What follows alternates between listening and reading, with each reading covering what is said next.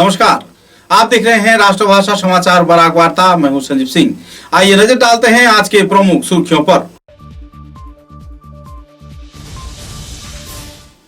सुनाई विधानसभा केंद्र के उत्तर मोहनपुर क्षेत्र में आइनुल हक नाम के एक व्यक्ति का शव हुआ बरामद। हत्या के बाद शव को खेत में फेंके जाने का लोग जता रहे हैं शक। पुलिस जुटी मामले की छानबीन में।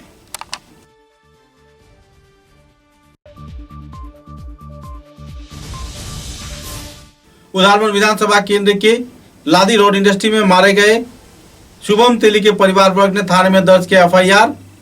विभागीय कार्यकर्ताओं द्वारा लापरवाही बरतने का लगाया जा रहा है आरोप।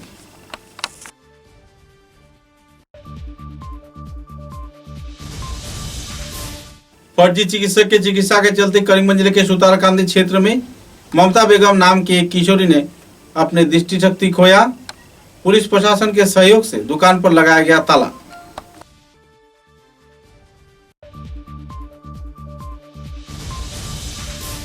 करीमगंज जिले के डॉक्टर राधाकृष्ण सरणी में अवैध शराब के बार खोले जाने के विरोध में आयोजित हुआ नागरिक सभा।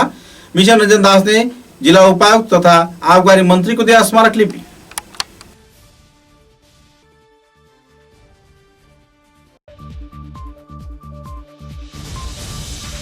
करीमगंज जिले के जाने माने वांटेड अपराधी अब्दुल अहाद आखिरकार सीबीआई के चंगल में। कई समाज विरोधी गतिविधियों के अंजाम दिए जाने के लगाया जा रहा था आरोप।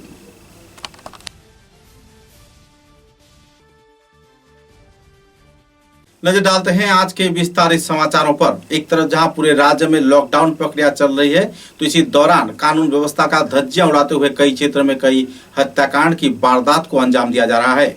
कुछ ऐसी वारदात पिछले दिनों उधारबंद क्षेत्र में देखने को मिला था। राष्ट्रीय राजमार्ग में एक युवक का हत्या कर शव फेंक दिया गया था।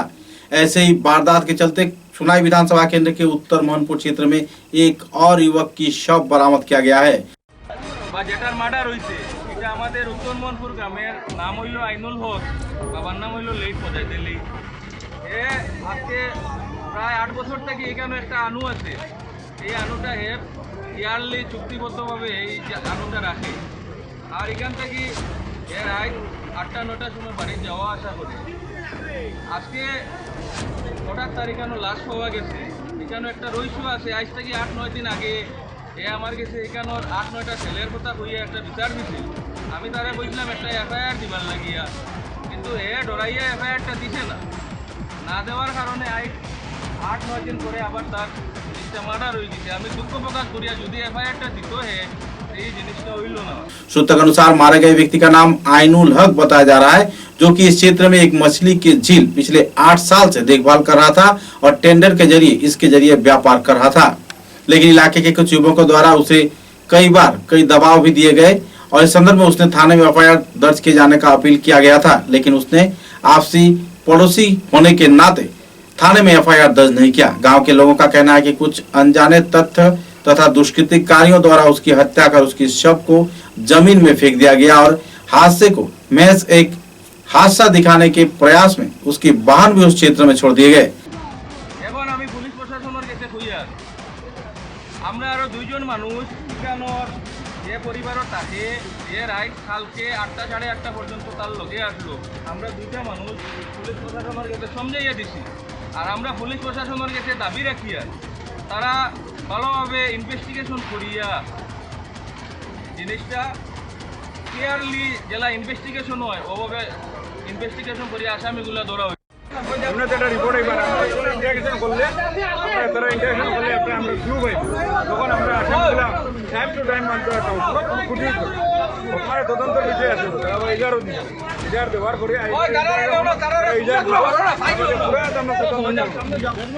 हालांकि कैसे इस व्यक्ति का हत्या किया गया, उसके बाइक उसके शव के पास कैसे गया, साथ ही ईएनडी बांध से खेत के जमीन पर कैसे यह बाइक व व्यक्ति लुढ़क कर गिरा, पूरा मामला इन दिनों साजिश के कगार पर टिका हुआ है। पुलिस प्रशासन मामले की छानबीन व जांच में जुटी हुई है। गांव के लोगों की लगातार अपील के बाद आखिरकार पुलिस प्रशासन कड़ी कार्रवाई के जरिए आरोपी लोगों के खिलाफ कानूनी कार्रवाई किए जाने के आश्वासन दिए जाने पर आवासिक लोगों ने शव को ले जाने दिया। बहरहाल बराक घाटी के कई क्षेत्र के साथ साथ कछार जिले में लगातार कई इलाकों में हत्याकांड के चलते कानूनी व्यवस्था पर इन दिनों एक बार फिर से सवालिया निशान जरूर लग गया है। আমরা এসএমসি গঙ্গুর পাঠাই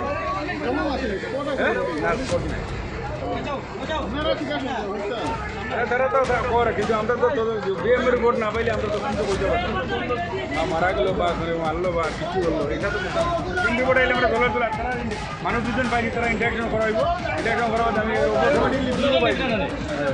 ক্লু পাই যাব বুঝলেন এটা আমরা নিশ্চিন্ত তদন্তর ক্ষেত্রে সব বাড়িয়ে দিব কোনো আসামি ঝাড়া পড়তো কোনো চিন্তা। उदारबन विधानसभा केंद्र के लादी रोड इंडस्ट्री में पिछले दिनों हादसे में मारे गए शुभम तेली के परिवार वर्ग ने कंपनी के खिलाफ एक एफआईआर उदारबन थाने में दर्ज किया है। सूत्र के अनुसार लादी रोड इंडस्ट्री के कार्यकर्ता, मैनेजर तथा दूसरे कार्यकर्ताओं द्वारा लापरवाही बरते जाने पर आखिरकार 21 वर्षीय शुभम तेली की हादसे में मौत होने की जानकारी मिली है। इस इंडस्ट्री में पिछले कई वर्षों से कई श्रमिक कार्य कर रहे हैं, लेकिन उनके पास कोई रजिस्ट्रेशन नहीं है। हालांकि लेबर कार्यालय में यानी जो श्रमिक कार्यालय, इसमें पंजीकरण किसी भी श्रमिकों का नहीं किया गया है। कई क्षेत्र में कुछ श्रमिकों का पंजीकरण तो है, लेकिन ज्यादातर श्रमिक पंजीकरण के बगैर ही कार्य कर रहे हैं। और तो इस क्षेत्र में श्रमिकों के लिए जो सुरक्षा व्यवस्था है, हेलमेट है, ये सब नहीं प्रदान किया गया। बहरहाल इस हादसे को लेकर इलाके के लोगों में तनाव का माहौल व क्षोभ की स्थिति भी बना हुआ है। कछारा विलेज के अंदर में कंट्रेक्टर का एक लेबर था शुभम तेली, उसका एक एक्सीडेंट हो गया और उसको हमने इमीडिएट हमारे गाड़ी से और हमारा मेडिकल स्टाफ है उससे देख करके हमने मेडिकल भेजा, उदारबन मेडिकल, और मेडिकल के अंदर में उसको ये कर दिया, डेट डिक्लेयर कर दिया। उसके बाद हमने जो फॉर्मेलिटीज़ है वो फैक्ट्री इंस्पेक्टर का और लेबर का वो कर रहे हैं और थाना में इंफॉर्मेशन दे दिया। उसका जो घर का आदमी है उसको बुला दिया मैंने और उसके बाद में उसको हॉस्पिटल भेज दिया और उसको हैंड ओवर कर दिया। उसका घर कहाँ है? जी घर है थालीग्राम में। घटना कितने बजे हुए आज सुबह? आज सवेरे करीब 9:30-10 बजे के बीच के क्या हुआ है फैक्ट्री के अंदर? फैक्ट्री के अंदर। इसका नाम क्या है? बताया इसमें मैंने शुभम के लिए। Thank you. যাতে মর্মান্তিক দুর্ঘটনা ঘটেছে এইটো ব্যাপারে আপনি কি কব? ঘটনাটো ঘটিছে হয়, আমি এটা 12টামান বজাত এটা লাদি ষ্টিল ইণ্ডাষ্ট্ৰী মেনেজাৰৰ পৰা আমি খবৰ পালোঁ। তাৰ সিহঁতৰ ফেক্টৰীৰ ভিতৰত কাম কৰি থকা অৱস্থাত এজন ৱাৰ্কাৰ কাম কৰি থকা অৱস্থাত ওপৰৰ আইৰণ ষ্ট্ৰাকচাৰৰ জাতীয় বস্তু পৰি পেলাই জখমপ্ৰাপ্ত হৈছিলে। তাক তৎক্ষণাত উদাৰবন হস্পিটেলত লৈ আহে চিকিৎসাৰ কাৰণে।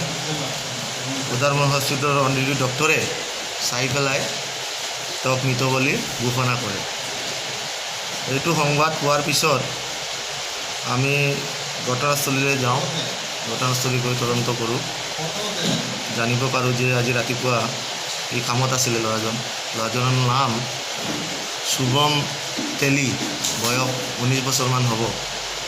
তো আজি ৰাতিপুৱা আনদিনাৰ দৰে কামত আহিছিলে, লগত আৰু দুজন যুৱক আছিলে, ওচৰত কাম কৰি আছিলে। কাম কৰি থকা অৱস্থাত ছাডেনলি ওপৰৰ পৰা এইটো বিয়াৰিং জাতীয় আইৰণ ষ্ট্ৰাকচাৰ এটা পৰিলে, ৰছী ছিঙি আইৰণৰ ৰূপ আছিলে, সেইটো ছিঙি পেলাই পৰি জখমপ্ৰাপ্ত হৈছিলে, যাৰ ফলত তাৰ মৃত্যু হৈছিল। তদন্ত চলি আছে। ল'ৰাজনক এতিয়ালৈকে আমি পষ্টমৰ্টমৰ কাৰণে শিলচৰ মেডিকেল কলেজলৈ পঠিয়াই দিছোঁ। PM ৰিপৰ্ট হোৱাৰ পিছত গম পোৱা যাব কি হৈছে। लोगों का कहना है कि अगर मारे गए व्यक्ति शुभम तेली के सर पे क्रेन टूटकर गिर गया तो इसी दौरान अगर उसके सर पर हेलमेट होता तो कोई बात सा नहीं होती। लेकिन बहरहाल इस हादसे के चलते परिवार सदस्यों में दुखद माहौल बना हुआ है। कर्तृपक्ष द्वारा जो लापरवाही बरती गई है, रात को 10:30 पर यह हादसा हुआ। पुलिस प्रशासन को सुबह 12 बजे जानकारी दिया गया। इसी दौरान कार्यकर्ताओं पर भी कई सवालिया निशान लग रहा है। श्रमिक जो कार्य कर रहे हैं उनके ठेकेदारी पर लोगों का काफी नाराजगी है, क्योंकि कई क्षेत्र में लोगों का कहना है कि इस इलाके में जो कार्यकर्ता है, मैनेजर है, उनका कहना है कि श्रमिकों का देखभाल ठेकेदार की है, जो कि पूरी तरह इंडस्ट्री के कार्यकर्ताओं पर जुड़ा रहता है। रनिंग प्लांट था, उसके अंदर में वो लोग काम कर रहा था। जो क्रेन का जो हुक है वो जैसे क्रेन ऊपर ओवर क्रेन चल रहा था, उसी टाइम के अंदर में जो उसमें 2 हुक रहता है, एक काम कर रहा था, उसके नीचे वो खड़ा था, अपना काम कर रहा था, उसी टाइम वो ऊपर से हुक गिर गया उसका।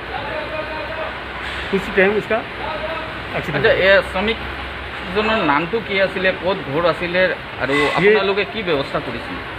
ये हमको नया पिछला जून 13 को ये यहाँ ज्वाइनिंग किया था उसने। वर्कर वर्कर था वो, कंडक्टर के अंदर में काम कर रहा था और उसका 13 तारीख से वो काम कर रहा था यहाँ पे। उसके बाद अभी आज सुबह ड्यूटी में आया था, ड्यूटी के आने के बाद में उसका ये एक्सीडेंट हो गया। उसके बाद उसका घर है थालीग्राम, उसका नाम है शुभम तेली। এজ কে? एज उसका 25 अप्रोक्स। আচ্ছা আপোনালোকে সেফটিৰ বাবে কি প্ৰিকশ্যন লৈ আছে ইয়াতে? এনে ঘটনা আৰু হ'ব পাৰে, কি সেফটি প্ৰিকশ্যন? पूरा सेफ्टी से हमारा बीच बीच में बाहर का जो कंसल्टेंसी वो आके टेस्टिंग करता है। हम लोग उसका जितना भी हमारा सेफ्टी प्रोवाइड जितना हम कराते हैं उसको है, टोटली है। उसका हेलमेट हुआ, मोजा हुआ, जूता हुआ, जितना जो भी है उसको हम देखे रखते हैं। अच्छा, बाकी हेलमेट हम लोग था को- उसका? हाँ हेलमेट। अच्छा अभी ये जो श्रमिक का डेथ हो गया, इसको क्या कंपनसेशन मिलेगा? अभी जो जो लीगल जो है, जो कंपनी के हिसाब से, जो गवर्नमेंट के हिसाब से जो भी उसको मिलने वाला होगा। उसका इंश्योरेंस इंश्योरेंस लेबर जो- एक्ट के हिसाब हाँ, से हाँ, इंश्योरेंस जो है? कंट्रैक्टर के अंदर में ये था, तो कंट्रैक्टर के अंदर में जो भी उसका फैसिलिटी था वो सब मिल रहा था उसको। अच्छा कॉन्ट्रैक्टर का नाम क्या है? के बरुआ, तो ये कहाँ गए? ये गुवाहाटी के। इसका इंश्योरेंस है? इंश्योरेंस तो उनके अंदर में देखना पड़ेगा मेरे को, उनका है कि नहीं। व्यक्ति के अंदर में जितना भी है उसका तो अच्छा साहब जी सुना है वो तो 3-4 साल से काम करता है। नहीं, ऐसा नहीं। मेरे यहाँ तो अभी 13 को पहले एक दूसरा कंट्रैक्टर था, सौरव गुप्ता बोल के, वो जाने के बाद में ये के बरुआ बोल करके रखा था, उनके अंदर में वो काम कर अच्छा कॉन्ट्रैक्टर बदल सकता है, लेकिन वो वर्कर क्या? वर्कर बीच में नहीं था, वो बाद में आ गया था। तो पहले था? पहले तो बहुत पहले बहुत पहले था, दूसरे बीच में नहीं कंट्रैक्टर के था। अंदर में बीच में।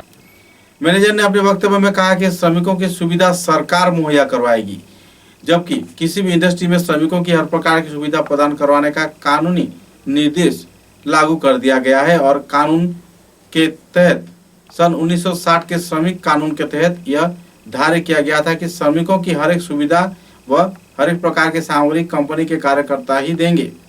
बहरहाल आरोप प्रत्यारोपों का खंडन करने में नाकामयाब रहे लादी यूनिवर्सिटी के कई कार्यकर्ताओं ने इस दिन अपने वक्तव्य तो रखे, लेकिन किसी ने भी अपने सही सवाल के सही जवाब देने में व्यर्थ रहे। कुछ क्षेत्र में प्रशासन व्यवस्था को हाथ में लेकर वरिष्ठ कार्यकर्तागण इस वारदात को छिपाने के प्रयास में जुटे हुए हैं। आरोप प्रत्यारोप को लेकर जिन कई कार्यकर्ताओं ने विस्तारित तथ्य भी उजागर किए। গতকাল এই মৃদুল সেনের একটা টেলিফোন বার্তা আমার কাছে আসলো যে রোড কোম্পানি যে পানগ্রাম রোড ইন্ডাস্ট্রি, সেখানে একটা ছেলে উপরে চেইন পড়িয়া আর বড় লোহার রোলার পড়িয়া মানে জায়গাতে স্পট ডেড হয়ে গেল। এই ছেলেটার নাম শিবম তেলি। তো মৃদুল সেন সেই ছেলে সম্বন্ধে তো কিছু জানে না। আমাকে বললো যে এই ছেলেটা সম্বন্ধে একটু জানো, খবর টবর নেও যে এটা কোন জায়গায় থাকে না থাকে, আমি তো সঠিক জানি না, আর একটু তার গার্জিয়ানকে খবর দাও। তা আমি খবর করে দেখলাম যে না, ঠিক ছেলেটা আদি বস্তির শিবম নামের ছেলে, তার বাবার নাম ঘনশ্যাম তেলি, এইটা স্পট ডেড হয়েছে। তা আমি সেই খবরটা দিয়ে দিলাম সুভাষ তেলির কাছে। সুভাষ তেলি আমার খবর দেওয়ার আগে জানে। তারপর আমি সন্ধ্যার সময় এখানে ঘনশ্যামের বাড়িতে আসলাম এসব ব্যাপারে কিছু আলোচনার জন্য। তখন পর্যন্ত কিন্তু ডেড বডিটা আসে নাই। আধা ঘন্টা অপেক্ষা করার পরে ডেড বডিটা আসলো। তখন ডেড বডিটা আমি দেখলাম প্লাস্টিকে মোড়া ছিল। খোলার পরে মাথাটা দেখলাম, মুখের দিকে রক্ত। আর পরিবারের মানুষের কাছ থেকেও জানলাম তার একটি হাত নাই, শরীর এক সাইড নাই, রক্তাক্ত শরীর, এগুলি আমি জানতে পারলাম। তারপরে কোম্পানির মানুষ এখানে ছিল যে সুমন দেব বলে একজন, তার সঙ্গে আমার আলোচনা হলো। আলোচনায় বলল যে এই বিষয়ে তো এখন এই মুহূর্তে কিছু করার নেই, এখন তো সুখ স্তব্ধ পরিবার, এই সুখের সময় তো আলোচনা করা কঠিন। আমি কালকে ফোন করব আপনার কাছে আর আসবো, আর কিছু করা যায় কি না সম্বন্ধে, কিন্তু এখন পর্যন্ত তো টেলিফোন করে নাই। আমি তো মৃদুল সেনের কাছ থেকে শুনলাম যে 10:30টায় অ্যাক্সিডেন্টটা হয়েছে। আমার নাম রামু, আমি এখানে শুভম তেলিলয়ে কাজ করতে আসলাম। আর এইখানে কালকে অ্যাক্সিডেন্ট হয়েছে একটা। আমি আসলাম যে সময় রুমে, আর ছেলেটি আইছিল খানি খাওয়ার জন্য 10টা বাজে, সকাল 10টা। তারপরে খানি খেলাম দুজন একসঙ্গে, আর যাওয়ার পরে এখানে কাজ করতে অ্যাক্সিডেন্ট হয়েছে তার। তো আমার এখান থেকে একজন কইছে যে শুভম তেলি অ্যাক্সিডেন্ট হয়েছে। তা আমার নিচে রুম থেকে আমি রুম থেকে গিয়া দেখি ছেলেটা এখানে নাই, ছেলেটারে নিয়ে গেছে। তুমি কটার সময় ছেলেটাকে দেখছো? 10টার সময়, খালি একবার।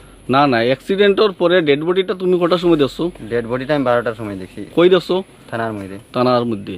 আর শুভম তেলির সাথে কি তা তুমি একসাথে কাজ করতাইনি? আর একই সাথে কাজ করতাম, এক রুমও থাকতাই? এক রুমে থাকতাম। শুভম তেলি কত বছর থেকে কাজ করে এটা একটা জানা আছে নি তোমার? প্রায় 3-4 বছর থেকে কাজ করি এখানে। আচ্ছা, গতকালকে শুভম তেলি বাড়িতেই গেছিল না কেন রুমে থাকিয়ে কাজ করছে? রুমে থেকেই কাজ করতো, এখানে থাকতো, এখান থেকে কাজ করতো। হে রুমে থাকিও কাজ করে? হ্যাঁ। তুমিও রুমে থাকো? হ্যাঁ, দুইজন একলগে থাকতাম। আপনার নামটা কি? আমার নাম ঘনশান্তি। হুম, আমার পুয়ার নাম শুভম তেল। জুড়ে বল। শুভম তেল, হ্যাঁ। পুয়ার নাম হলো শুভম তেল। হ্যাঁ। তবে এতে রোডে কাম করে ধরলে মোটামুটি 4-5 বছর হয়ে যায়। তো রোডে অন্য জায়গায় কাজ করে মধ্যে মধ্যে ঘরও হয়। তবে কেমনি খিতা হয়েছে এটা তো আমি কইতে পারতাম না। হঠাৎ দেখি কোনো দুজন এসে আমারে টুকাই না, আমার পুয়ারে টুকাই, শঙ্কর হ্যাঁ জিগাইল। তখন আমি কইলাম যে কী লাগে? বলে না শঙ্করের সঙ্গে কাম। আমরা অন্য হালি ফেলাই যাও দেখি গেল অন্য, তো ওখান থেকে শঙ্কর আইসে। তখন আমি জানি যে না অ্যাক্সিডেন্ট হয়েছে। তারা আইসে কটার সময়? ধরলে মোটামুটি 11টা বেজে যায়। আইয়া 11টার সময় আইয়া খবর হয়েছে বাড়ির? আচ্ছা, এরপরে আপনারা জানলা যে ওরকম ঘটনা হয়েছে। समाचार में एक छोटा सा विराम। Gyandeep junior college, second link road, SMC road, Meherpur, Silchar. Career building এর এক অনবদ্য শিক্ষা প্রতিষ্ঠান। এখানে প্রথম বিভাগের উত্তীর্ণ ছাত্রছাত্রীদের টেক্সট বুক এবং কলেজ ইউনিফর্ম বিনামূল্যে দেওয়া হচ্ছে। এসটি, এসসি, ওবিসি এবং গরিব মেধাবী ছাত্রদের জন্য থাকছে বিশেষ ছাড়। গরিব এবং মেধাবী ছাত্রদের জন্য থাকছে ইনস্টলমেন্ট ফ্যাসিলিটি। শিক্ষাদানের ক্ষেত্রে প্রতিভাবান এবং অভিজ্ঞ শিক্ষকের সহায়তায় ছাত্রছাত্রীদের দেওয়া হচ্ছে সকল বিষয়ে 100% ক্লাস নোটস। এছাড়াও থাকছে সুরক্ষিত সিসি মনিটরিং ক্যাম্পাস এবং সুরক্ষিত বয়েজ এবং গার্লস সেপারেট হোস্টেল। যোগাযোগ করুন 86382751 এবং 9954743556 অথবা 8638058410 নম্বরে।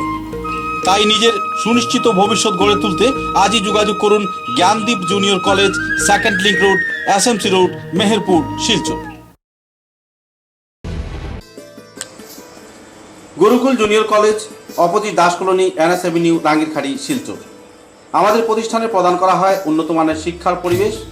রেগুলার ক্লাস এবং নোটস দেওয়া হয়, সাথে সাথে উইকলি টেস্টের মাধ্যমে প্রতিজন ছাত্রছাত্রীর যোগ্যতা যাচাই করা হয়। আমরা প্রদান করি উন্নত মানের ক্লাসরুম, যা সিসিটিভি ক্যামেরার পর্যবেক্ষণের অধীনে, উন্নত মানের লাইব্রেরি এবং কম্পিউটার প্রশিক্ষণের সুব্যবস্থা। এইচএসএলসিতে পাশ করা প্রথম বিভাগীয় ছাত্রছাত্রীদের বিনামূল্যে ভর্তি দেওয়া হচ্ছে। সেই সঙ্গে মাধ্যমিকে যারা 50% নম্বর অর্জন করছেন সেসব ছাত্রছাত্রীদের ভর্তি ফিসের ক্ষেত্রে 50% কম করে নেওয়া হচ্ছে। মান্থলি কোনো ফিস নেই।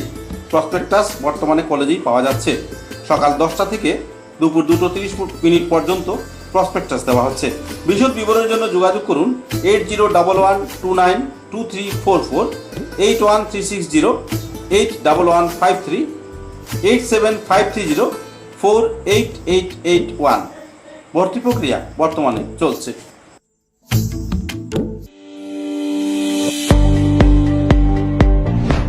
মাত্র 6 বছরের মধ্যেই শিলচরের উচ্চশিক্ষা জগতে নিজেকে প্রতিষ্ঠিত করতে সক্ষম হয়েছে আসাম সরকার এবং Assam higher secondary education council ও আসাম ইউনিভার্সিটি শিলচর অনুমোদিত শিলচর রামনগরের Manmohan Ghosh Anil Das memorial college.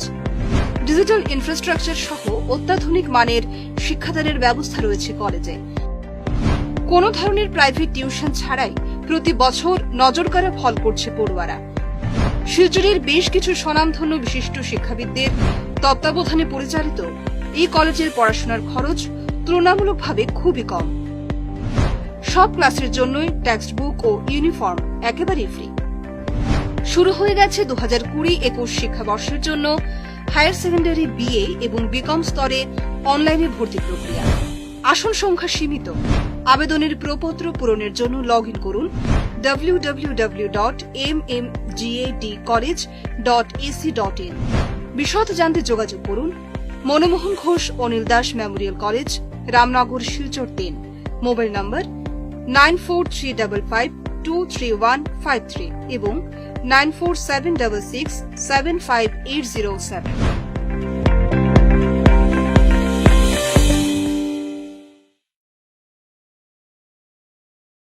National institute of fire and safety engineering, India club, normal school road, Tarapur, Silchar. এখানে 1 বছরের উচ্চ মাধ্যমিক পাস ছাত্রছাত্রীদের জন্য diploma in fire and safety engineering course করানো হচ্ছে। সেই সঙ্গে HSLC উত্তীর্ণ ছাত্ররা 6 মাসের জন্য certificate in fire and safety engineering এর বিষয়ে প্রশিক্ষণও দেওয়া হচ্ছে। ভর্তি প্রক্রিয়া বর্তমানে চলছে, আসন সীমিত, তাই ভর্তির জন্য আজই যোগাযোগ করুন 7086006975 এবং 8638184739 নম্বরে।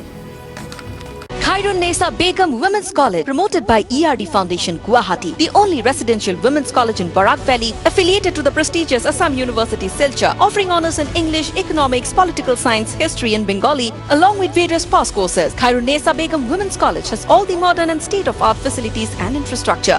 Visit Khairun-Nisa Begum Women's College, Badar. University of Science and Technology, Meghalaya. Unveil your inherent qualities and achieve academic excellence to fulfill your higher education dreams.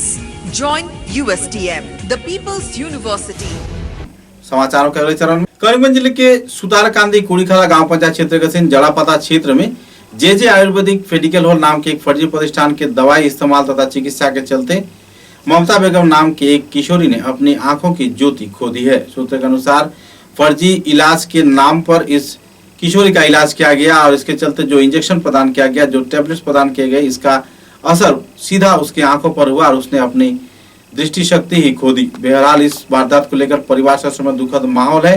पत्रकारों के प्रयास के चलते आखिरकार विभागीय कार्यकर्ता तथा चिकित्सा विभाग के दूसरे कार्यकर्तागण इस क्षेत्र में पहुंचकर इस प्रतिष्ठान को बंद किए। हालांकि सरकारी विभाग के वरिष्ठ कार्यकर्ता तथा चिकित्सा विभाग से जुड़े वरिष्ठ हस्तियों की उपस्थिति में पूरे मामले की छानबीन चल रही है। दुकान के मालिक आलता भोजन का कोई कागजात ही नहीं है, ना ही कोई फार्मासिस्ट इस फार्मेसी में मौजूद है और ना ही इनके पास कोई अनुज्ञा पत्र है या फिर कोई लाइसेंस है। बहरहाल इस क्षेत्र में फर्जी कई फार्मेसी व कई और चिकित्सा केंद्र करीमगंज के कई क्षेत्र में चलाए जा रहे हैं। स्वास्थ्य विभाग की ओर से इस संदर्भ में लापरवाही ही बरती जा रही है।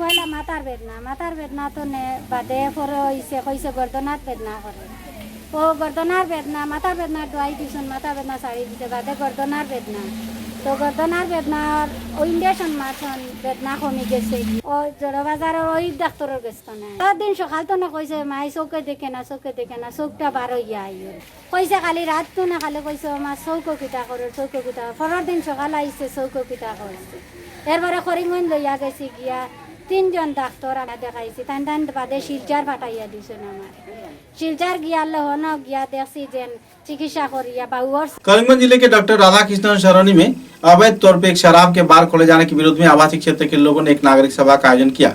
नागरिक सभा में इलाके के शिक्षाविद प्रवीण नागरिकों की उपस्थिति में शराब के बार खोले जाने को लेकर तीव्र विरोधिता प्रकट किया गया। बाद में भूतपूर्व विधायक मिशन रंजन दास के जरिए एक स्मारक लिपि करीमगंज के जिला उपायुक्त तथा आबकारी विभाग के मंत्री परिमल शुक्लबद्ध को प्रदान किया गया और बातचीत के दौरान जल्द से जल्द इस क्षेत्र में किसी भी प्रकार के शराब के अवैध बार खोले जाने से परे रहने के लिए लोगों को हिदायत दी गई। मिशन रंजन दास ने अपने वक्तव्य में संदर्भ में विस्तारित खुलासा किया। आवासीय क्षेत्र के प्रवीण नागरिक व शिक्षाविदों ने भी इस वारदात की पूरी तरह से विरोधिता करते हुए जल्द से जल्द ऐसे प्रयास को लुप्त किए जाने का मांग भी रखा।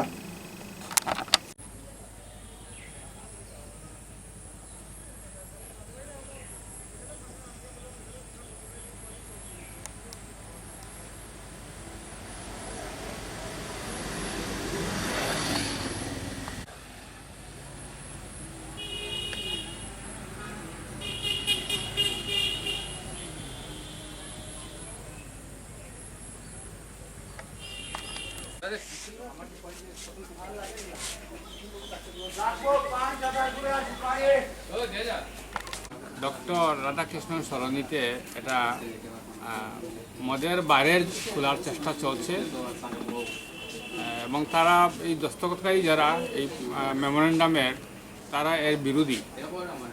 তো আমি সঙ্গে সঙ্গে আপনি আমাদের এটাতে একটা রিকমেন্ডেশন দেন যাতে এটা এখানে না হয়। তো আমি সঙ্গে সঙ্গে লিখে দিয়েছি। আর আমি ব্যক্তিগতভাবে এটার বিরোধী। কোনো জায়গায় নতুন করে একটা মদের দোকান হোক, মদের বার হোক, এটা কোনো সমাজের একটা ব্যক্তির রোজগারের একটা রাস্তা হতে পারে, এটা থেকে সমাজ কোনোভাবে উপকৃত হয় না, এটা আমি সম্পূর্ণভাবে বিশ্বাস করি। যার জন্য কোনো দিনই কোনো মদের বার হোক, মদের দোকান হোক, তাতে রিকমেंडेशन मिशन दासें नहीं।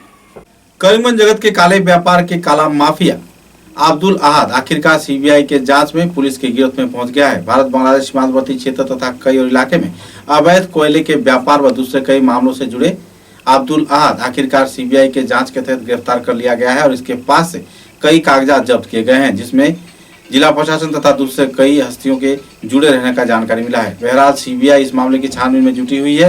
पुलिस प्रशासन भी कार्रवाई में जुटी हुई है। पत्रकारों के साथ बातचीत के दौरान कई प्रशासनिक आधिकारिकों ने विस्तारित तथ्य भी उजागर किए। আব্দুল আহাদ চৌধুৰী নামৰ এজন ব্যক্তিৰ বিৰুদ্ধে আমাৰ কৰিমগঞ্জ থানাত কেইবাটাও গোচৰ ৰুজু হৈ আছিল আগৰ পৰাই। তাৰে 647/2018 এই কেছটো অসম চৰকাৰৰ অনুমোদন মৰ্মে এইটো CBIয়ে কালি আমাৰ আৰক্ষী কৰিমগঞ্জ আৰক্ষীৰ পৰা কেছ দায়েৰ কৰিছিল আৰু কেছ দায়েৰ লগতে যিখিনি ৰিলেটেড যিখিনি ডকুমেণ্টছ আছে ডকুমেণ্টছখিনি তেওঁলোকে লয়। আৰু আজি দেখিছোঁ তেওঁলোকে আমাৰ অনাৰেবল কোৰ্টত তাত জিআৰ ব্ৰাঞ্চত তাতো কিছু নথিপত্ৰ কেছ সংক্ৰান্তত তাত আছে, সেইখিনি আজি তেওঁলোকে তাৰ পৰা সেইখিনি কথাটো হ'ল কি এইটো কেছ দায়েৰ আছে এই বস্তুখিনি আৰু সেইটোৰ ওপৰতেই কেছটো আমাৰ এষ্টাব্লিছ হৈছিলে, মানে গোচৰ ৰুজু হৈছিলে। তো সেইটো আমাৰ ইনভেষ্টিগেশ্যন প্ৰচেছটো কমপ্লিট হোৱাগৈ নাছিল, সেইটো অনগয়িং প্ৰচেছত আছিল। যেতিয়া CBIক হেণ্ড অভাৰ কৰা হ'ল তেতিয়া তেওঁ বাকীখিনি তদন্তৰ কামটো CBIয়ে কৰিলে। কেছ নাম্বাৰটো 647/2018 647/2018 under section 420, 471, 468, 323, 506 Act। বৰ্তমানে আব্দুল আহাদ কিবা পলাতক অৱস্থাত আছে নেকি? হয়, তেখেত আজি বহুত দিনৰ পৰাই তেওঁ পলাতক অৱস্থাত আছে। আমি তেখেতক কৰায়ত্ব কৰাৰ কাৰণে বহুবাৰ চেষ্টা কৰিছোঁ, সম্প্ৰতি তেওঁ কৰা হয়। এইটো এজন কৰিমগঞ্জৰে এজন ব্যক্তি কৰিছিল, তেওঁৰ ইনষ্টিটিউট জালিয়াতি এনেকুৱা ধৰণৰ আশ্ৰয় লৈ কৰা বুলি।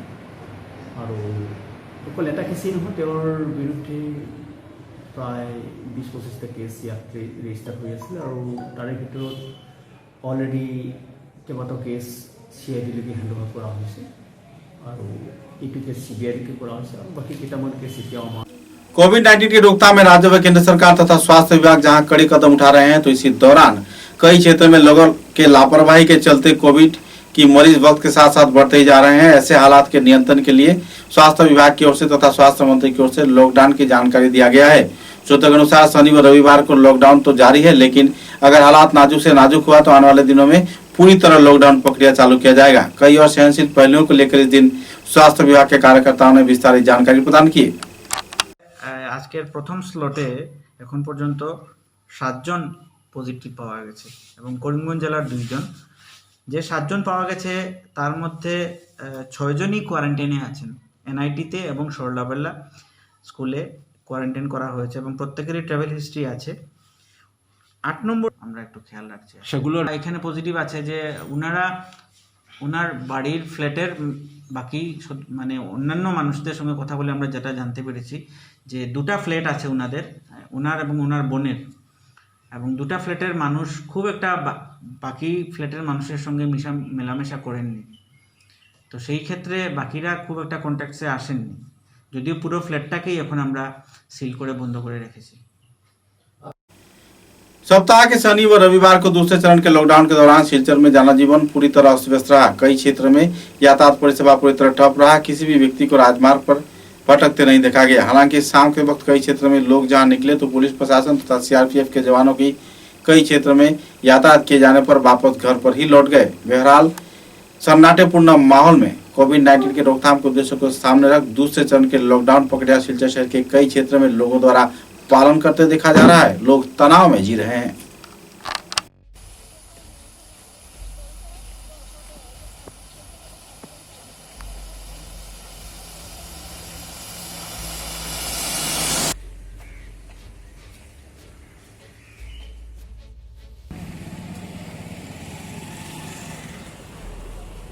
बराक उपत्यका बागती व बागदी समाज उन्नयन परिषद के कार्यकर्ताओं द्वारा स्वामी विवेकानंद जी की 118वां तिरोधान तिथि विभिन्न कार्यक्रम के जरिए पालन किया गया। इस अवसर पर संस्थान कार्यकर्ताओं ने अपने कार्यालय में उन्हें श्रद्धांजलि ज्ञापन कर श्रद्धा व्यक्त किया। हाथों गिने कार्यकर्ताओं की उपस्थिति में उनको श्रद्धांजलि अर्पण किया गया। गौरतलब है कि सन 1902 में स्वामी विवेकानंद जी इसी दिन अपने शरीर को छोड़कर परमात्मा में विलीन हो गए थे। स्वामी विवेकानंद जी की 118वीं तिरोधान दिवस के अवसर पर उन्हें श्रद्धांजलि अर्पण कर उन्हें श्रद्धा व्यक्त किया गया।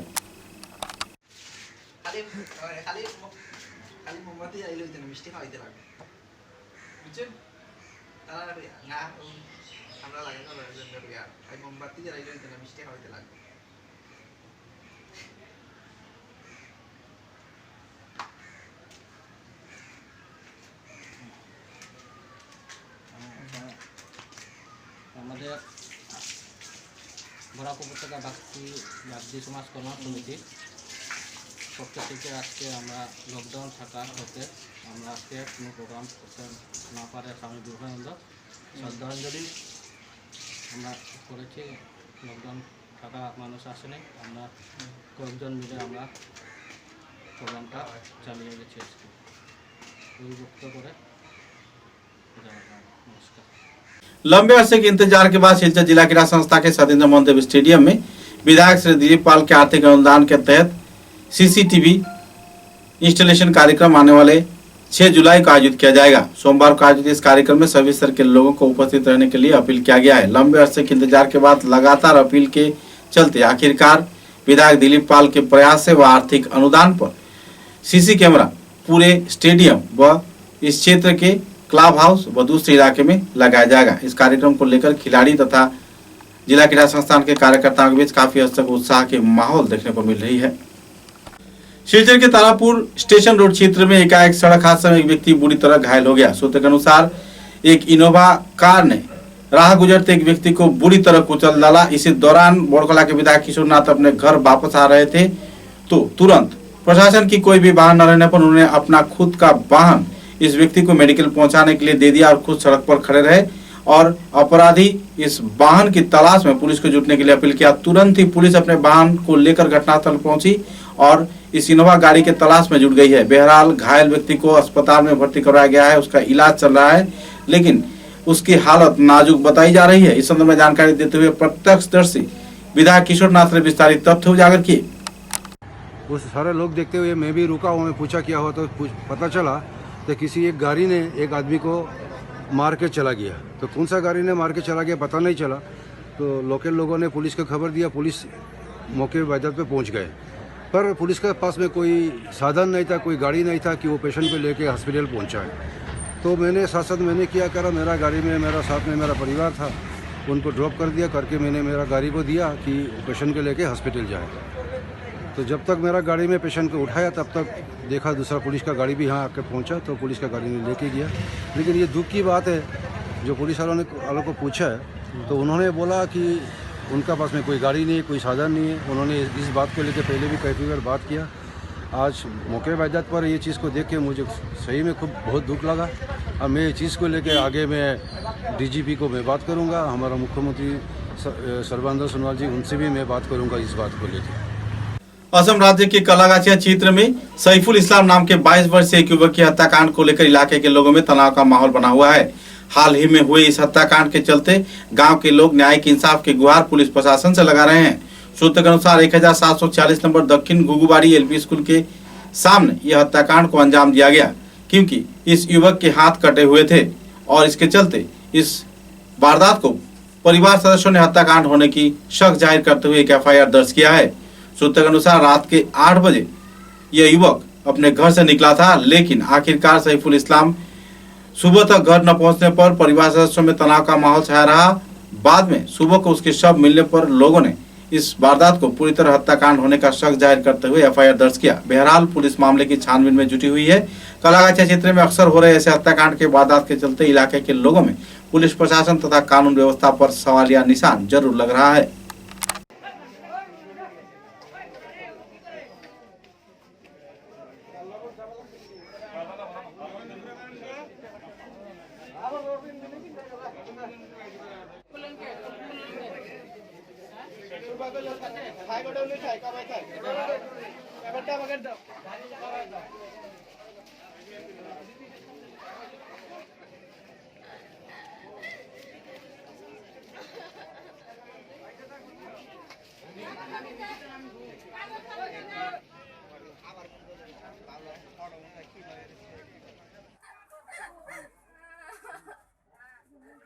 माझ्या वेळेलाच ठ्यांग रक्त पडतं मुख रक्त पडतं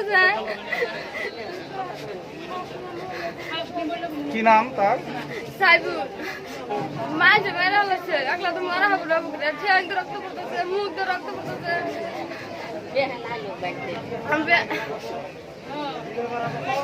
जी बाबा থাকবে একলা मला था। समाचारों के अंत में बराक वार्ता की सुर्खियां एक बार फिर। सोनाई विधानसभा केंद्र के उत्तर मोहनपुर क्षेत्र में आइनुल हक नाम के एक व्यक्ति का शव हुआ बरामद। हत्या के बाद शव को खेत में फेंके जाने का लोग जता रहे हैं शक। पुलिस जुटी मामले की छानबीन में।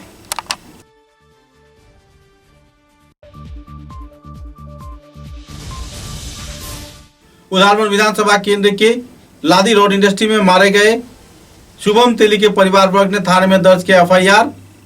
विभागीय कार्यकर्ताओं द्वारा लापरवाही बरतने का लगाया जा रहा है आरोप।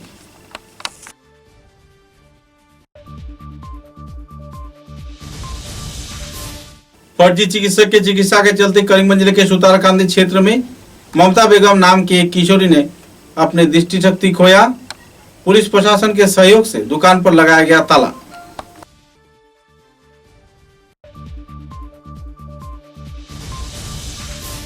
करीमगंज जिले के डॉक्टर राधाकृष्ण सरणी में अवैध शराब के बार खोले जाने के विरोध में आयोजित हुआ नागरिक सभा।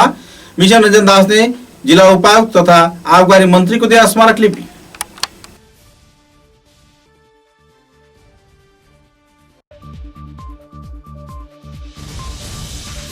करीमगंज जिले के जाने माने वांटेड अपराधी अब्दुल अहाद आखिरकार सीबीआई के चंगल में। कई समाज विरोधी गतिविधियों के अंजाम दिए जाने के लगाया जा रहा था आरोप।